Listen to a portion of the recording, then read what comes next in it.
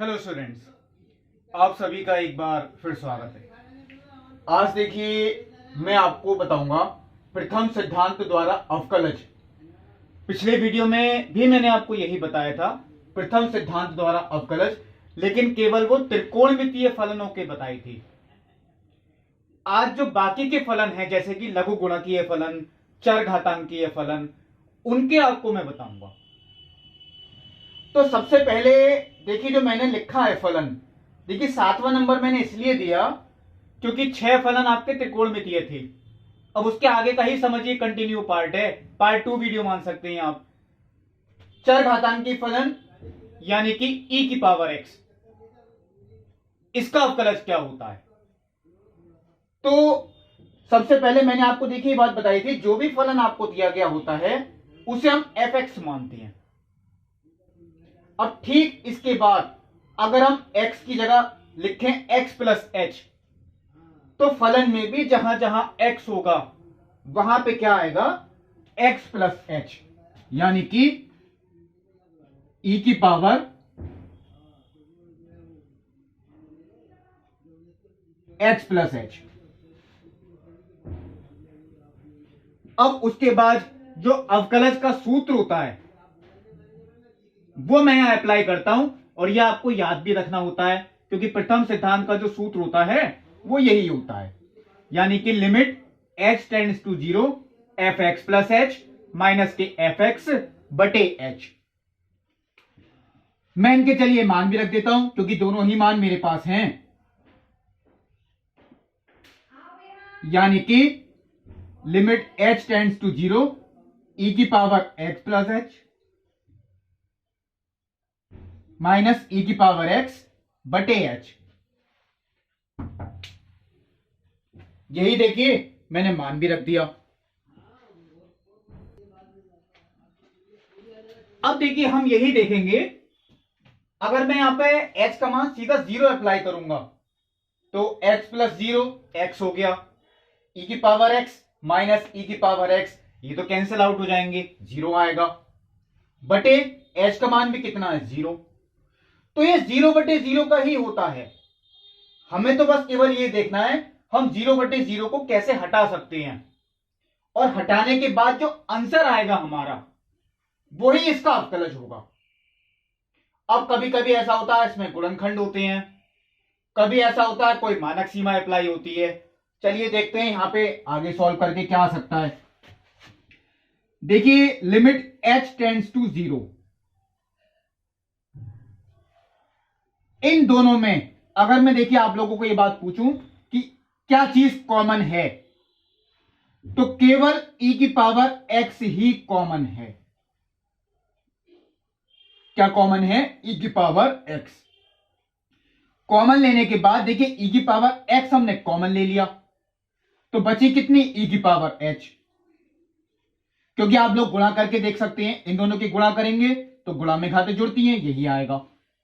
तो कॉमन लेने का मतलब ही देखिए होता है कि हम भाग कर रहे हैं, और भाग में घात हमेशा घटती है, तो जब इसमें से x घटाएंगे तो कितनी बची, h माइनस e की पावर x कॉमन ले लिया, ये देखिए यहां लिख दिया, बटे h।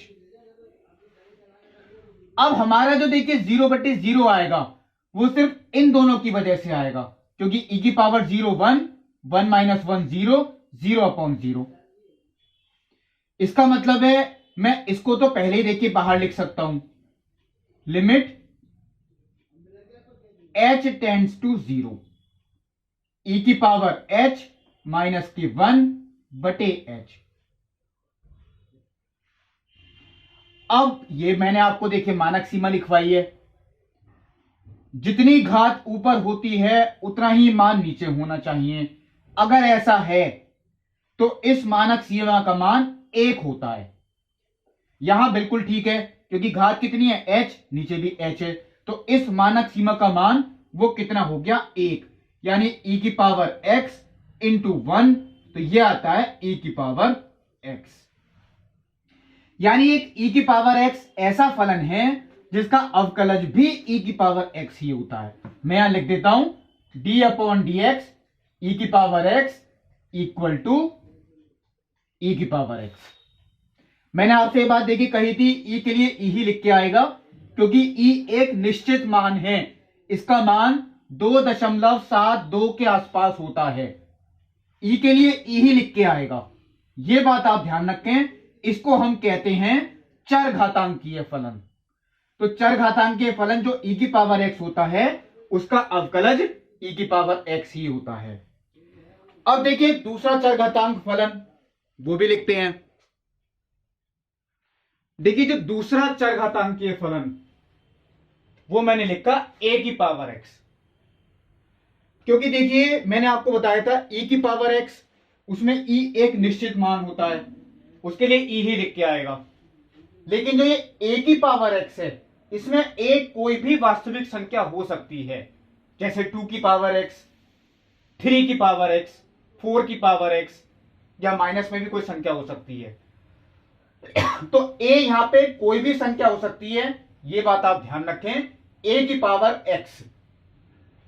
अब जैसे कि हम कहते हैं जो भी फलन होता है पहले उसको एफ एक्स माना, हमने x की जगह रखा x प्लस एच, तो यहां भी हम x की जगह क्या रखेंगे, x प्लस एच। सूत्र मैंने अप्लाई किया, limit h tends to 0 f x plus H minus के एफ एक्स बटी एच, क्योंकि यही सूत्र प्रथम सिद्धांत का सूत्र होता है। मैंने इसमें मान भी अप्लाई किए, a की power x plus H minus a की पावर x बटे एच। इन दोनों में a की पावर x कॉमन, आप देख सकते हैं इन दोनों फलनों में a की पावर x आपका कॉमन आता है। तो जब हमने a की पावर x कॉमन ले लिया, तो यहां बचा केवल a की पावर h, क्योंकि आप देखिए इनकी गुणा करके देख सकते हैं, जब इनकी गुणा करेंगे x प्लस एच, ये आ गया देखिए, तो a की पावर h बची माइनस ये चीज हमने कॉमन ले ली, 1 बचा बटे h। अब देखिए जो हमारा 0 बटे 0 है वो इन दोनों फलनों की वजह से होता है, यानी a की पावर 0 1, 1 माइनस 1 0, 0 अपॉन 0। तो इन्हें मैंने देखिए अलग कर लिया, limit h tends to 0 a की पावर h माइनस के 1 बटे h, इसे मैंने बाहर लिख दिया। अब देखिए ये भी एक मानक सीमा है, बस इसमें हमें केवल ये देखना होता है जितनी ऊपर घात है उतना ही फलन नीचे होना चाहिए। यहां तो बिल्कुल ठीक है, क्योंकि घात ऊपर कितनी है h और नीचे भी h है। अब इसकी मानक सीमा देखिए, ये बताई थी मैंने, अगर a की पावर kx माइनस के 1 बटे kx, ये जो मानक सीमा होती है इसका मान होता है log a। क्या होता है इसका मान, log a। a यहां पे यही संख्या है जो आपकी ऊपर लिखी है, यानी अगर यहां 2 होता तो ये log 2 होगा, अगर यहां 3 है तो कितना होगा, log 3। और देखिए मैंने आपको ये बात बताई थी, log हम जब भी लिखते हैं तो इसमें आधार कोई ना कोई होता है, यहां आधार e होता है।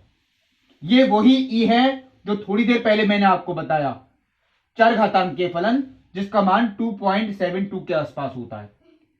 तो इस मानक सीमा का मान log a की पावर x पहले से ही लिखा था, यानी जो हमारा इसका अवकलज आ गया a की power x into log a। यह आपको याद भी रखना है, जो a की पावर x है इसका जो अवकलज होता है a की power x into log a। तो आप लोग देखिए ये बात ध्यान रखेंगे, अगर कभी e की पावर x होता है तो उसका अवकलज तो e की पावर x ही होता है, लेकिन अगर a की पावर x है, a यहां कोई भी संख्या हो सकती है, तो उसका आएगा a की power x into log a। यानी जैसे मैं एग्जांपल कहता हूं, अगर यहां 5 की पावर x है तो 5 की पावर x का अवकलज हो गया 5 की पावर x इंटू लॉग 5। यह आपका आंसर हो गया। तो देखिए दोनों चरघातांक के फलन ये मैंने आपको बता दिए। अब देखिए जो अगला फलन है वो है लघु गुणकीय फलन। देखिए जो लघु गुणकीय फलन यानी कि लॉग x, उसको मैंने माना एफ एक्स, यानी f x equal to log x, जो कि एक लघु गुणकीय फलन है। और ये बात ध्यान रखें, जब भी हम लॉग लिखेंगे तो उसमें कोई ना कोई आधार होता है, यहां जो आप लोग मैथ में आधार पढ़ते हैं वो ई बेस होता है। लेकिन ये बात आप ध्यान रखें, जो आपकी बुक्स में टेबल बनी होती हैं, जैसे कि फिजिक्स की बुक के पीछे या केमिस्ट्री की बुक के पीछे, उसमें जो लॉग का मान आपको दे रखा होता है वो बेस 10 होता है, 10 होता है उसका बेस, वो तब टेबल दे रखी होती है। लेकिन यहां जो आपको बेस पढ़ना है वो बेस ई के हिसाब से पढ़ना है। तो F x equal to log X base E, ये तो फलन है। हमने x की जगह रखा x प्लस एच, तो यहां भी हम x की जगह क्या रखेंगे, x प्लस एच, यानी f x plus h equal to log x plus h. सूत्र हमने अप्लाई किया प्रथम सिद्धांत वाला, यानी f dash x equal to limit h tends to 0 f x plus H minus के एफ एक्स बटे एच। चलिए इनके मान भी अप्लाई करते हैं। Log x plus H minus log x बटे एच, मान भी चलिए मैंने अप्लाई कर दिए। अब मैं यहां देखिए अगर सीधे मानक सीमा रखता हूं, यानी कि मानक सीमा नहीं, अगर एच का मान 0 रखते हैं तो ये तो पूरा कैंसिल आउट हो गया, क्योंकि ये कितना हो गया लॉग एक्स, लॉग एक्स से लॉग एक्स कैंसिल 0 और बटे में भी 0। अब हमें यही देखना है इसको सॉल्व कैसे करें। तो लॉग के लिए देखिए त्रिगुण होते हैं, शायद आपने अगर नहीं पढ़ रखे हैं तो मैं आपको लॉग के त्रिगुण बताता हूं। अगर कभी भी देखिए दो संख्याओं का, जैसे कि लॉग m और लॉग n, दो संख्याओं के लॉग आपको दिए गए और दोनों के बीच में प्लस का चिन्ह है, यानी log m plus log n, पहली संख्या m है और दूसरी संख्या कौन सी है n, दोनों के लॉग आपको दिए जाते हैं, उनके बीच में किसका चिन्ह है प्लस का, तो ये एक अकेले लॉग में बदल जाएंगे और इन दोनों संख्याओं की आपस में गुणा हो जाएगी, यानी log m plus log n equal to log mn। Base वही होगा, अगर यहां बेस e है तो यहां भी e होगा और यहां भी e होगा। यहां अगर प्लस है तो उनकी गुणा हो जाती है संख्याओं की, अगर इन्हीं संख्याओं के बीच में माइनस है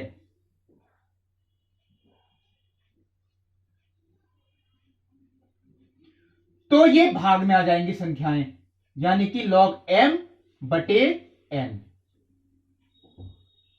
आधार आपका e हो गया। प्लस है तो इनकी गुणा होगी, माइनस है तो ये आपस में भाग में आएंगे, यानी m बटे n। और एक नियम, अगर एक संख्या की घात में दूसरी संख्या है, यानी इस तरीके से आधार आपका e है, तो घात हमारी आगे आ जाएगी, यानी कि n log m। अगर पहली संख्या की घात में दूसरी संख्या है तो घात हमेशा आगे आएगी, यानी कि n, और log केवल इस संख्या के साथ ही रह जाएगा। इन्हीं तीनों में से देखिए कोई ना कोई log का प्रगुण अप्लाई होता है। जब भी हम क्वेश्चन से सॉल्व करते हैं तो इन्हीं तीनों में से ही कोई ना कोई प्रगुण लॉग वाला जो होता है वो हम अप्लाई करते हैं। अब हमारी देखिए दो संख्याएं अलग अलग हैं, एक तो है x प्लस एच और दूसरी संख्या कितनी है x, दोनों के लॉग अलग अलग हैं, इनके बीच में किसका चिन्ह है माइनस का, यानी कि ये वाला प्रगुण। तो ये पहली संख्या बटे दूसरी संख्या, इन दोनों का केवल एक लॉग हो जाएगा। बस संख्या आपको कैसे लिखनी है, अंश में आएगी पहली वाली संख्या और हर में आती है दूसरी वाली संख्या। यानी अगर मैं देखिए यहां भी ये प्रगुण अप्लाई करता हूं तो पहली संख्या यानी कि x प्लस एच और दूसरी संख्या यानी कि x।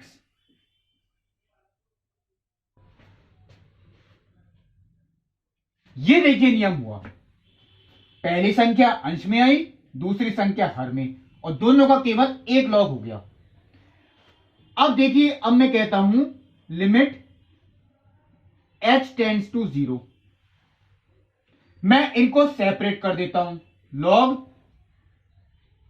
x बटे x 1 हो गया, h बटे x ये आ गया,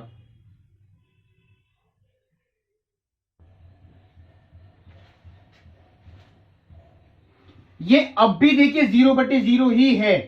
क्यों? अगर मैं यहां h का मान 0 रखता हूं तो 0/x 0, 1 + 0 1, और log 1 का मान 0 होता है। यह आप ध्यान भी रखें, log 1 का मान बेस चाहे कुछ भी हो, मैं यहां लिख देता हूं log 1 का मान हमेशा 0 होता है। बेस चाहे कुछ भी हो, चाहे बेस 10 हो, चाहे e हो, चाहे कोई और संख्या है, log 1 का मान हमेशा 0 होता है। अब हम इसको कैसे सॉल्व करें? तो देखिए, मैंने जो ये मानक सीमा आपको बताई थी, मैं एक बार यहां लिख देता हूं आपको रिवाइज कराने के लिए। जब मैंने मानक सीमाएं सिद्ध करवाई थी तो log की जो मानक सीमा थी वो ये थी, log 1 + kx बटे kx, बेस या ई था। यानी जितना पद ये ऊपर है, जितना फलन उतना ही नीचे है। इस मानक सीमा का मान 1 होता है। अब यहां मुझे देखना है जितना फलन ये ऊपर है उतना ही नीचे होना चाहिए, और यहां तो देखिए ऐसा है नहीं। इसका मतलब जब तक हम ये फलन नीचे नहीं लाएंगे तब तक हमारी मानक सीमा अप्लाई ही नहीं होगी। अब वो कैसे ला सकते हैं? log 1 + h/x। देखिए, अगर मुझे यही फलन नीचे लाना है तो मैं इसमें x से भाग करता हूं, तो मैंने x से गुणा भी कर दी। अब बिल्कुल ठीक है, जितना फलन ऊपर है उतना नीचे भी है, ये एक मानक सीमा बनेगी। लेकिन पहले देखिए एक काम करते हैं, ये 1/x, इसमें तो कुछ रखना ही नहीं है क्योंकि हमें h का मान रखना है, तो 1/x तो मैंने अलग कर दिया, इंटू ये एक मानक सीमा हो गई। इस मानक सीमा का मान कितना हो गया? 1। इसका मतलब जो हमारा अवकलज आया log x का वो आ गया 1/x, यानी log x बेस e।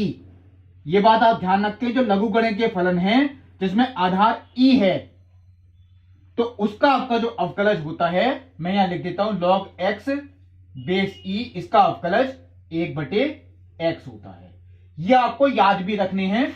जितने अवकलज मैंने त्रिकोणमितीय फलनों के बताए, जितने इस वीडियो में बता रहा हूं, इन सबके सूत्र आपको याद भी रखने हैं। और वो आते कैसे हैं प्रथम सिद्धांत की सहायता से, वो मैं डेरिवेशन ये बताता हूं। अब चलिए एक घात वाले फलन का भी देखते हैं। देखिए, जो घात वाले फलन की मैं बात कर रहा हूं उसका मतलब है x की पावर n, यानी x की कोई भी घात हो सकती है। x की पावर n, इस फलन को मैंने fx मान लिया। अब अगर हमें रखना है, देखिए x की जगह x + h, तो ये हो गया x + h की घात n। प्रथम सिद्धांत का सूत्र हमने लिख दिया, इसमें चलिए मान भी रख देते हैं, x + h की घात n माइनस x की घात n बटे h। ये देखिए मैंने लिख दिया x + h की घात n माइनस x की घात n बटे h। अब मैं देखिए अगर इसमें सीधा h का मान 0 रखता हूं, वो तो आपस में कैंसिल आउट हो गए, तो 0/0 ही आएगा। अब इसको कैसे सॉल्व करें? तो देखिए, इससे एक मैच करती हुई बिल्कुल मानक सीमा मैंने लिखवाई थी, थोड़ा सा यहां चेंज भी है। मैं पहले यहां मानक सीमा लिखता हूं, limit x tends to a।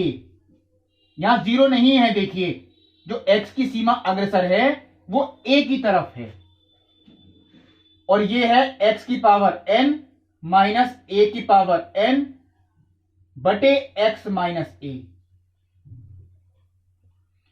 इसका उत्तर था, मैंने कहा था इसका उत्तर हम दाईं तरफ से ही निकालते हैं, यानी घात तो आगे आती है और ये घात एक कम रह जाएगी, यानी कि a की power a minus 1 n a की पावर n माइनस 1। अब देखिए ये मानक सीमा इससे मिलती जुलती अभी तो आपको नहीं लगेगी, क्योंकि देखिए यहां ऊपर x है तो यहां भी x होना चाहिए, और यहां a है तो यहां भी a होना चाहिए। इसका मतलब जो पद ऊपर है वो नीचे भी होगा, माइनस जो यहां पद है वो भी नीचे होगा। तो इसके लिए चलिए हम एक काम करते हैं, x प्लस एच की पावर n माइनस एक्स की पावर n बटे मैंने इसमें x जोड़ा,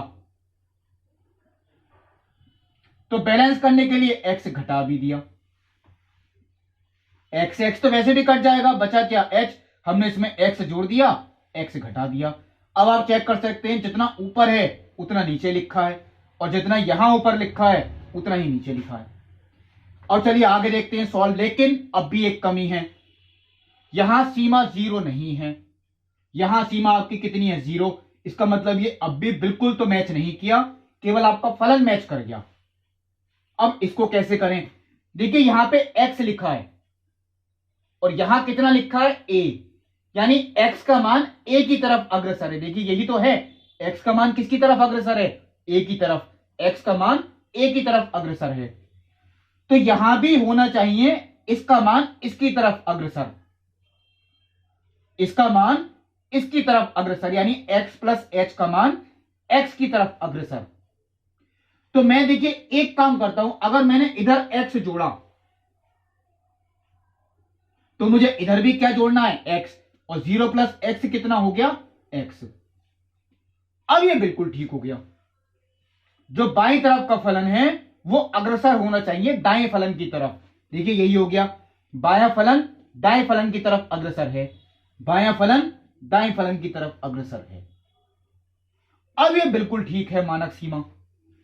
अब इस मानक सीमा का मान देखिए हम कैसे सॉल्व करते हैं, मैंने कहा था हम इस वाले पद से निकालते हैं, घात हमेशा आगे आएगी, चलिए वो मैंने लिख दिया, और इसकी घात एक कम रह जाती है, यानी x की घात कितनी n-1। यही इसका अवकलन होता है, यानी x की घात n का जो अवकलज होता है मैं यहां लिख देता हूं, वो n x की घात n-1। इसका मतलब है, देखिए मैं एक एग्जांपल बताता हूं, अगर यहां x की घात 4 है तो 4 तो आगे आ गया, और x की घात कितनी रह जाएगी 3, यानी 4x की पावर 3। इतना सिंपल है, कोई प्रॉब्लम नहीं है। आता किस तरीके से है वो हम ये बताते हैं। अब चलिए मैंने आपको घात फलन का बता दिया, अब केवल एक अचर फलन रहता है। देखिए अचर फलन जो कोई भी नियतांक की बात की जाती है, यानी जो x पर निर्भर ही ना हो, उसे हम अचर फलन कहते हैं। जो x पर निर्भर होता है वो तो देखिए चर फलन होती हैं, लेकिन जो x पर निर्भर ही नहीं हो उसे हम कहते हैं अचर फलन, यानी जिसमें x का मान रखने की जरूरत ही ना पड़े। तो मैं देखिए अचर फलन को k मानता हूं।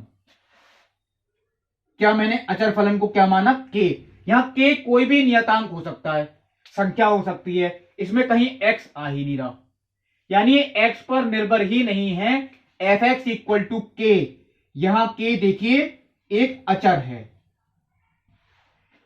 अब अगर हम x की जगह रखें x प्लस एच, तो यहां भी हम x की जगह क्या रखेंगे x प्लस एच, लेकिन इधर तो x है ही नहीं क्योंकि x पर निर्भर ही नहीं है, तो हम चाहे x की जगह कुछ भी रख दें, यहां उत्तर आपका k ही आएगा। अगर f(x = k) है तो f(x + h) ये भी कितना होगा k, क्योंकि x पर निर्भर ही नहीं है।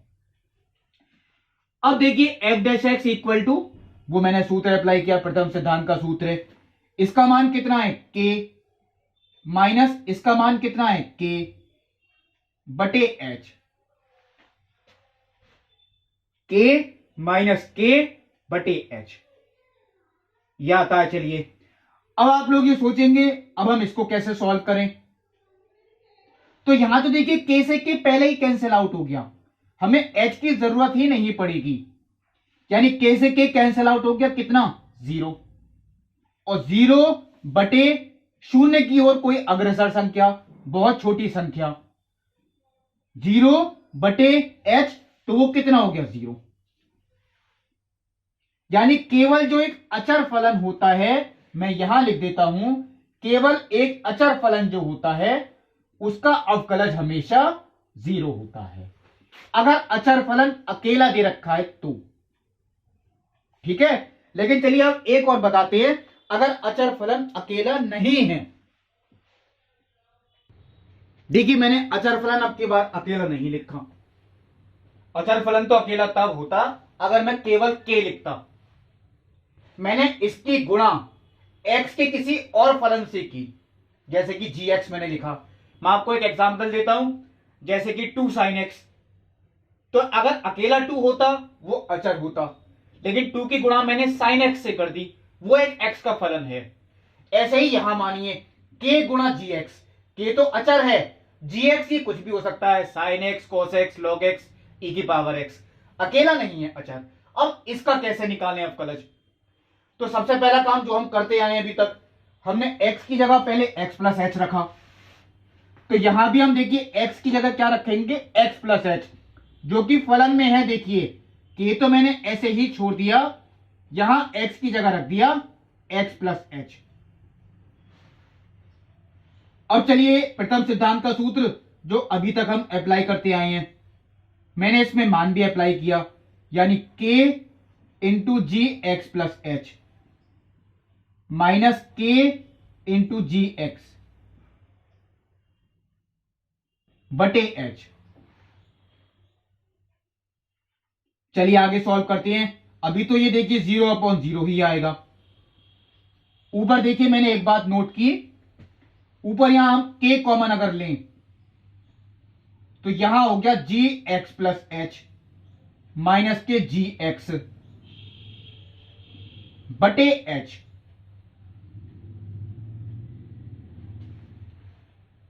बहुत सिंपल स्टेप था। अब देखिए 0/0 तो वो इन दोनों की वजह से आता है, k की वजह से नहीं। k को तो हमने बाहर लिख दिया, गुणा लिमिट h टेंड्स टू 0, इसकी वजह से आपके आता है 0/0।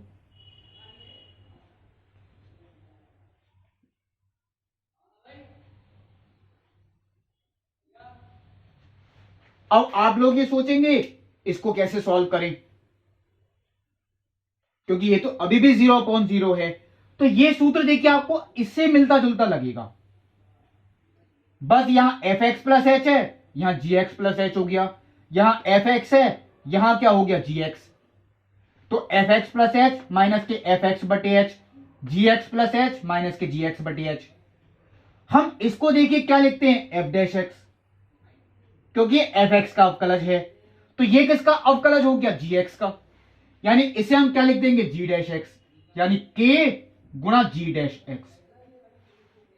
इसका मतलब ये है, अब देखिए मैं यहां लिख देता हूं, अगर अचर फलन अकेला नहीं है, उसके साथ कोई और फलन भी गुणा में है, तो आपको अचर फलन तो ऐसे ही छोड़ देना है, केवल x वाले फलन का अवकलज लिखना है।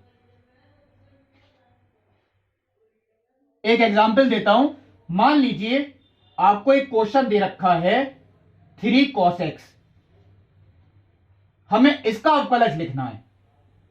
तो 3 तो देखिए अचर पद है, वो तो हमने ऐसे ही छोड़ दिया। cos x का हमें अवकलज लिखना है, cos का क्या होता है, माइनस के साइन।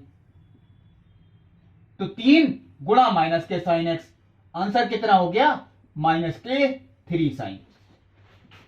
इतना आपको करना है, यानी अचर पद अगर कोई गुणा में है या भाग में है x के फलन के साथ, तो अचर पद को आप ऐसे ही बाहर छोड़ देंगे, केवल x वाले फलन का अवकलज वो लिख देंगे। और अचर फलन अगर अकेला होता तो उसका 0 आएगा। तो देखिए जितने भी प्रथम सिद्धांत की सहायता से मुझे आपको अवकलज बताने थे वो मैंने आपको बता दिए। अब जो इसकी प्रश्नावली होगी यानी कि 13.2 वो अवकलज से ही संबंधित है, वो मैं आपको अगले वीडियो में बताऊंगा। तब तक के लिए नमस्कार।